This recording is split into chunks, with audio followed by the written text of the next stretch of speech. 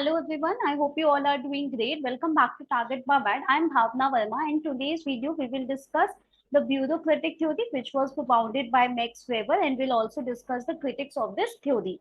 So first we will discuss the term bureaucratic. So what is the meaning of bureaucracy?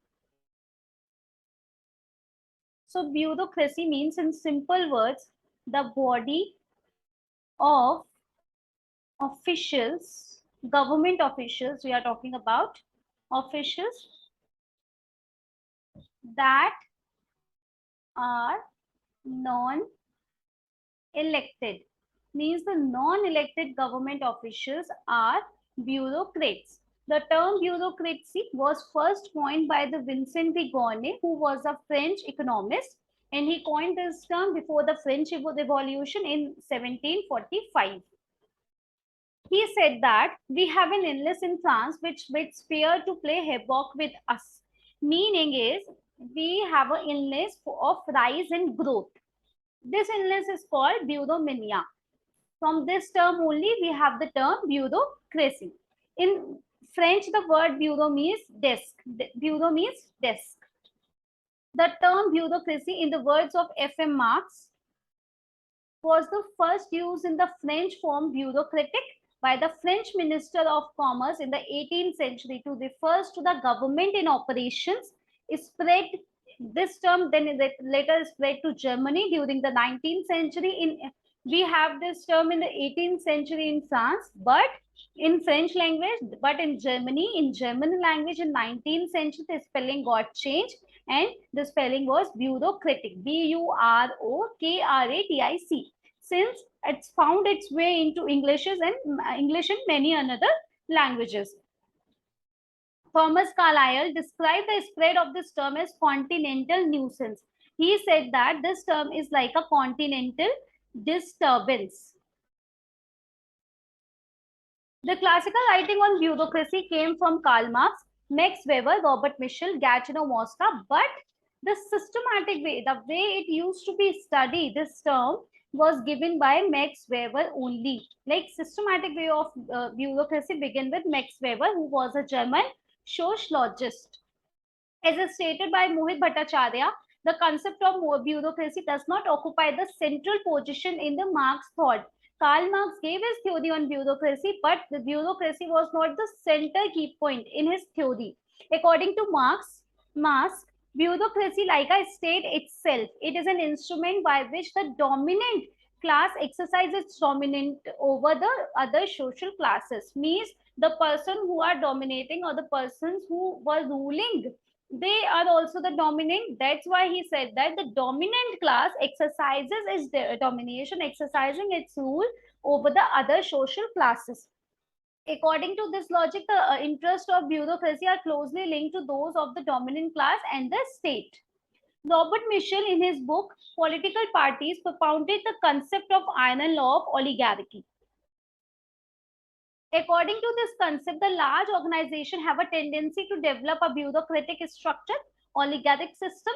In the words, it states that the big organization power is concentrated in the hands of few. Oligarch means who were the elite class of the society having the power for the government.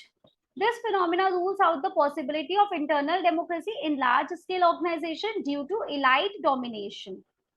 Later, Gatineau Mosca, in his book Ruling Class, classified the political system into two categories, that is feudal and bureaucratic. Means according to Gatineau Mosca, there are two classes or two categories of ruling class. First one is feudal and the second one was bureaucratic. He said that the bureaucracy is the basic to the governance of big empire. The governance of the big empire having its base such as bureaucracy. However, it is Max Weber, who hold a unique position in the galaxy of administrative political thinkers, who made an attempt to explain the concept of bureaucracy. Means Max Weber was the first one who explained this term bureaucracy. In fact, first scientific treatment of bureaucracy came from his writing only. His name became synonymous with bureaucracy. Means whenever a word bureaucracy comes into picture, then the name of the Max Weber is essential there. As rightly observed by S.R. Maheshwari, the credit of systematic formulation of the bureaucratic theory goes to Max Weber, 1864 to 1920. He founded the modern sociological study of bureaucracy, freed the term from pejorative connotation, and emphasizes dispensability of bureaucracy for the rational attainment of the goals of the organization. Later, Max Weber called his formulation of bureaucracy as an ideal type. He said his formulation of bureaucracy is an ideal type. Ideal type is a mental map in his conceptual purity. Mental construct cannot be found empirically anywhere in reality. That is called utopia. As analyzed by Mohit Bhattacharya in Bavarian bureaucracy, it is not to be confused with the civil services. It refers to the sociological concept of rationalization and collective activities. Weber's framework of bureaucracy cannot be understood properly without understanding his typology of authority system. We have theories of authority. Weber defined power as the probability that one actor within the social relationship between the position to carry out of his will and despite resistance, while authority as the probability that is a command with a given specific content to be obeyed by a group of people, a group of persons. Means what is authority? Authority is a probability that commands, means we have given a specific content, we have given a specific areas that will be obeyed by a group of people. That is called authority. If a person is having authority, he can use his authority, and the person for the given or specific area of the people will be followed that authority. Thus, compared to power, authority is characterized by legitimacy, that is, voluntarily obedience of a command by the subordinate. In other words, legitimacy turns into the power into authority. According to Weber, authority is synonymous with the authoritarian power of command, and it is called domination. What is domination? Means authority is synonymous to authoritarian power of command. All administration means domination. Administration means the exercise of authority. Means domination का simple words क्या हो गया? Exercise of authority. Reinhard Bendix, in his books Max Weber, an intellectual portrait, summarized the component of authority as identified Weber. They are an individual or the body of individual who rule, that is authority, an individual or a body of individual who are ruled, authority, the will of the rulers to influence the conduct of the ruled, and the expression of that will or command, evidence of the influence of the ruler in terms of objective degree of command, direct or indirect evidence of that influence in terms of subjective acceptance with which the ruled obeyed by the command. These all are types of the authority, component of authority. As noticed by Ramesh K. Arora, Weber classified authority on the basis of its claims to legitimacy. Since on this his rule would depend largely the type of obedience, the kind of administrative staff suitable to it, the way of exercising authority. His three pure type of legitimacy authority are based on the respectively of the three bases of legitimacy. Now we'll have a type of authority. So there are three type of authority: traditional authority, charismatic authority, and legal rational authority. So first we will discuss the traditional authority. So what is traditional authority? So traditional authority, it is a legitimacy of authority comes from the tradition. As the word suggests, that traditional authority means it's like a tradition or custom. Authority that comes from tradition or custom. The right and the path of individual or a group that are not challenged by the people, because they this is the way that society has traditionally been governed, and there is a respect for all cultural belief and practitioner.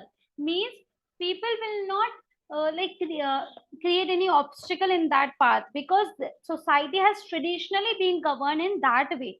That is called traditional authority. Then what is charismatic authority? Charismatic authority, that's the term charisma, literally means to the gift of grace. It is a bestowed upon the person because of their personal charm or they have a strong personality. Typically, the leader's mission and value that is to inspire others. That have a person is having a heroism. That is called charismatic authority. Charismatic leader is not obeyed because of a statute of law, but due to their unusual personal qualities and abilities to create obedience among the people. This leader does not have any actual part. They do not have any actual part. It is type of illegal, but they have a strong personality that the person would like to follow them. It is very difficult for charismatic leaders to maintain long-term authority. Once the leader loses charisma or dies, authority shifted to traditional or legal-based or legal rational-based system. So it is not long-term authority.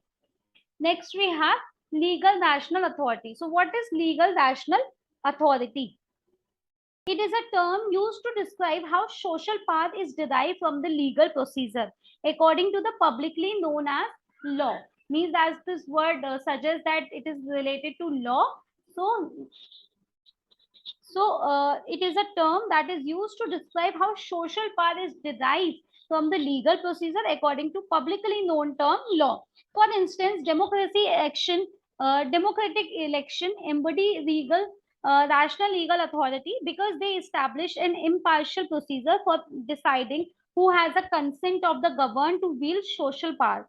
Legal rational authority requires that the law are well known and endorsed. So that is called legal rational authority. Thus, obedience under the system that is obeyed or legally established impersonal order, which is rational in character. That is called legal rational authority. It extends to a person exercising the authority of office under it, not only by a virtue of the formal legality of the command and only within the scope of the authority of the office. As observed by Shamsun Nisali, this system is called rational because it is means that expressively designed to achieve a certain specific ends. Means they have certain goals. We need to achieve those goals. It is legal because the authority is exercised by the means of the system of rules and procedures. Means we have specific rules of procedure. That is why it is a legal. We have certain rules and regulation for this authority. Law. According to Max Weber, legal rational authority depends on the 5 related beliefs. These are summarized by Martin Elbro as follows. Legal code can be established which is claimed to obedience from the member of the organization. We can claim that they need to obedience. The administration looks after the interest of the organization within the limit of a law, which is a system of abstract rule and applied to a particular cases. The man exercising authority also obeys its impersonal order. The only member does have the member obey the rule, law. Finally, obedience is not a person who holds the authority, but to the impersonal order which has appointed him to that position. Administrative staff has under the legal rational authority system consists of bureaucracy. In other words, bureaucracy form of canal of the administrative system under the legal rational authority system only. So the bureaucracy form that canal given has works under the legal rational authority system only. According to Weber, only the head of the bureaucratic organization occupies his position by virtue of appreciation. By administrative staff under the supreme authority then consists of appointment individual official. Type of bureaucracy. So ideal type of legal rational bureaucracy designed by Max Weber in his book, The Theory of Social and Economic Organization. So in the book, Theory of Social and Economic Organization, Max Weber described the term, described one of the theory that is legal rational theory, and he considered this theory as an ideal type. He said this is an ideal type theory, and which was translated by Talcott Person and A.M. Henderson in 1947, has the following characteristics. What are the characteristics of this theory? So the bureaucrats are subject to the authority only in official capacities and they are personally free. Means bureaucrats having the authority in the official manner only, but personally they are free. Bureaucrats cannot rule over them. They are organized in a clearly defined hierarchy of office, that is, each lower office is under the subordination of the higher one. Each office has a clearly defined sphere of the competence in the legal sense, a specified sphere of a competence involved, a sphere of obligation to perform the functions which have been marked off, the provision of the incumbent with the necessary authorities to carry out these functions, that the necessary means of compensation are clearly defined and their use is to definite condition. Office is filled by a free contractual relationship. Thus in principle, there is a free selection. The officials are selected on the basis of technical qualification. Means the bureaucrats are selected on the basis of technical qualification. This is tested by the examination or the guaranteed by diploma, certified technical training, or both. They are appointed, not elected. It is important to know that bureaucrats are appointed. We have also already discussed this term in the beginning also, like they are non-elected government official. Elected कौन होते हैं? Elected are like president, for which we have the election system, but for which we do not have election system are appointed, like Supreme Court judge, like judges of India. We do not have election for the judges of India, but we do have elections for the president of India. Means president of India is elected, but the judges of India are appointed. The officials are remunerated by fixed salaries. Usually they have right to pension. The official is always free to resign and his appointment can also be terminated by an employing authority under certain circumstances. Salary scale is primarily graded up in accordance to his rank in the hierarchy, but in addition to this criterion, the responsibility of the position and the requirement of the incumbent social status may be taken into account. Office is treated as the sole occupation of the incumbent. It constitutes a career with system of promotion according to the seniority or achievement or both. Promotion is dependent on the judgment of the superior. So there is no examination for the superior promotion. Official work entirely separated from the ownership of the means of administration or without appreciation of his position. He is subjected to strict and systematic discipline and control in the conduct of office. Mohit Bhattacharya deduced the set of structural properties and another set of behavioral characteristics of bureaucracy from a Bavarian formulation. The former include the division of work, hierarchy, system of rules, and role specificity, and the latter includes rationality, impersonality, and rules orientation and the neutrality. According to Weber, the bureaucratic type of administrative organization means monocratic type of purely bureaucratic type means monocratic type of bureaucracy is a purely technical point of view capable of attaining the highest degree of efficiency. The bureaucratic type of administrative organization means monocratic type of purely bureaucratic type means monocratic type of bureaucracy is a purely technical point of view capable of attaining the highest degree of efficiency. The most rational known by the means of carrying out the imperative control over human being. It is superior to any another form of organization in the precision, stability, discipline, and reliability also. Thus, it makes the possible that high degree of calculability of result for the heads of the organization.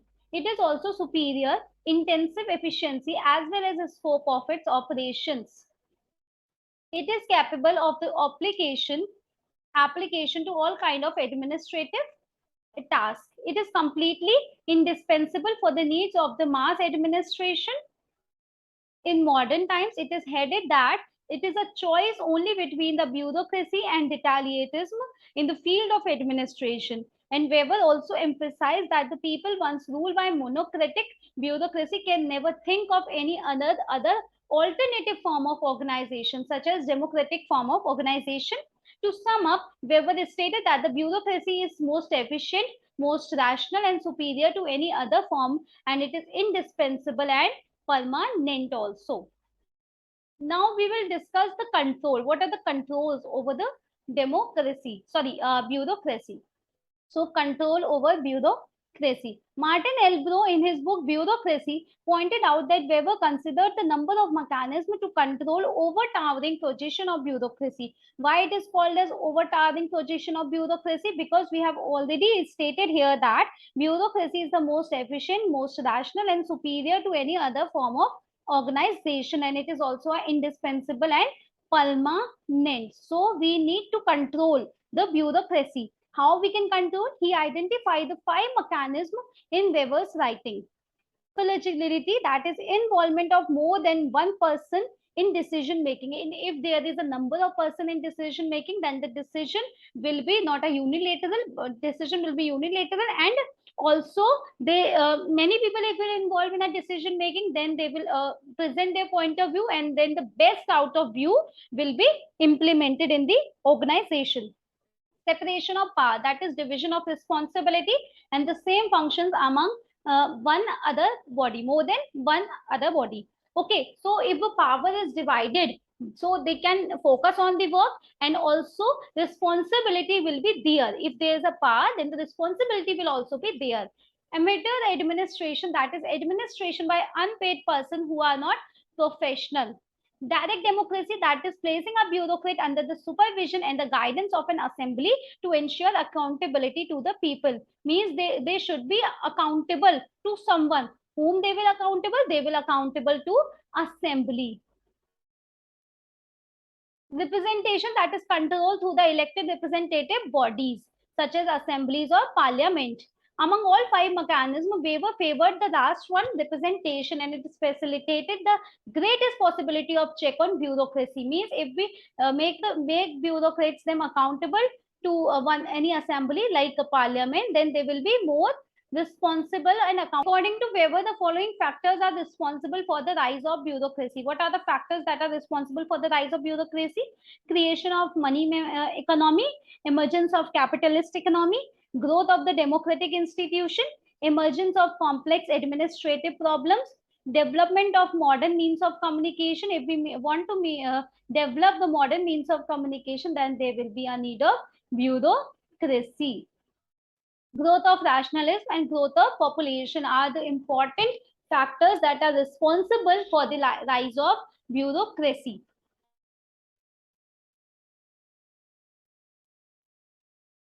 Weber theory also criticized by subsequent social scientists on various grounds. And what are these grounds? Like, it was characterized by the machine theory due to its over concern with the formal structure of the organization and neglected to the human dimension. We never mention in the Weber theory about the social dimension or human dimension. Means social and human dimension are neglected in this theory. Means they are neglected. It was described as the closest system model, and it did not make any account into the detailed interaction between the organization and its environment. Yes, we have also not discussed about the environment in this theory. Like, we just have discussed about the organization, but there is no interaction between the environment and the organization. Like, if we implement the bureaucracy in the organization, then how it will be work, and what will be the environment of the organization. So we have not discussed this as well. It cannot function in an unstable environment. Changing environmental condition. Yes, if the environmental condition of the change, then it will not function. It is suitable for the routine and repetitive job, but not jobs involving creativity and innovation. Opinions of various critics of the art. Like, it is important because if the role of the if there's a routine, or if it is a repetitive job, then we can implement the bureaucracy. If a person is ruling over the employee, then they can manage. But if there is an involvement of creativity or innovation in the organization, then it will not going to be work. Opinions of various critics of Weber are: first one was Talcott Person. He questioned the internal consistency of ideal type of bureaucracy. To him, the 2 attributes of Weber administrative staffs, that is professional expertise and right to give order, give rise to conflicts within the bureaucracy. This is because it is impossible to ensure that high position in the hierarchy of authority will be matched by the equivalent professional skill. This creates a problem of whom to obey. Yes, that will create a problem in the organization. Robert K. Martin, he argued that in his edited book Reader in Bureaucracy, that the adherence to the rules and results in the displacement of goals, whereby an instrumental value becomes a terminal value. They develop into rigidity, formalism, and ritualism. In other words, he questioned the rationality of Weber's legal rational model of theory, bureaucracy, that it produced a certain dysfunctional sequences. His phrase dysfunctional sequences implies whose consequences which are unexpected and detrimental to the attainment of the organizational goal. He also opinion that rigid ruled orientation leads to train incapacity. There are many other who pointed out or criticized Weber's theory. So, to conclude, in the words of Mohit Bhattacharya, Max Weber bureaucratic theory is usually placed in the category of classical administrative thought. It, in the Weberian ideal type, continues to be the dominant paradigm in public administration at the conceptual level, and attraction of Weber formulation has never faded away, which is clear proof of the paradigmatic strength. So what we have discussed till yet, that the bureaucracy theory, which was propounded by the Max Weber, and we have also discussed the critics of this theory. We have also discussed the authority, types of authority, that is legal rational authority, traditional authority, and the charismatic authority. In next video, we will discuss about the ideas of Mary Parker Follett. Till then, take care of yourself. Thank you, everyone.